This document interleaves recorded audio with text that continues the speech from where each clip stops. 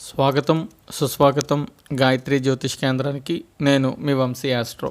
శ్రీ వాల్మీకి విరచిత శ్రీమద్ రామాయణం బాలకాండ 36వ సర్గ. అంతవరకు విన్న రాముడు విశ్వామిత్రునితో ఇలా అన్నాడు: ఓ మహర్షి, హిమవంతుని పెద్ద కుమార్తె గంగ ఎందుకని 3 మార్గాలలో ప్రవహిస్తూ ఉంది? ఎందుకని గంగా నది ముల్లోకములలో పవిత్రమైన నదిగా ప్రసిద్ధి చెందింది? వివరించండి అని అడిగాడు రాముడు.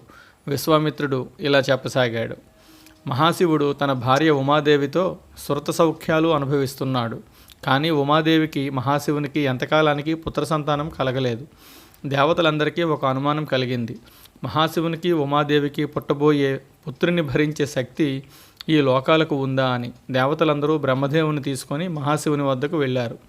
బ్రహ్మదేవుడు మహాశివునితో ఇలా అన్నాడు: ఓ మహాదేవ, మీకు ఉమాదేవికి పుట్టబోయే తేజవంతుడైన పుత్రుణ్ణి ముల్లోకములు భరించలేవు.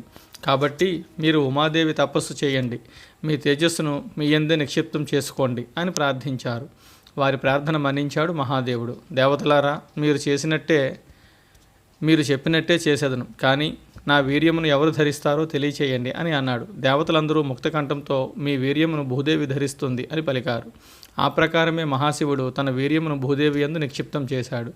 ఆ వీర్యము భూమి అంతా వ్యాపించింది. అప్పుడు దేవతలు అగ్నిదేవుని చూచి, ఓ అగ్నిదేవ, నీవు వాయుదేవుని సహాయంతో మహాదేవుని వీర్యమును నీలో నిక్షిప్తం చేసుకో అని ప్రార్థించారు. అప్పుడు అగ్నిదేవుడు మహాశివుని వీర్యమును తనలో ధరింపచేసుకున్నాడు. మహాదేవుని వీర్యము ప్రభావం వలన అగ్నిదేవునుల నుండి మహావీరుడు కుమారస్వామి జన్మించాడు. అప్పుడు దేవతలందరూ మహాశివుని ఉమాదేవిని భక్తితో పూజించారు.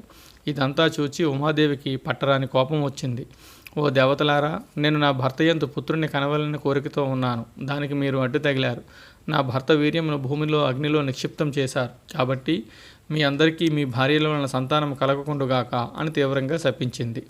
తన భర్త వీర్యమును ధరించిన భూదేవిని కూడా ఉమాదేవి శపించింది.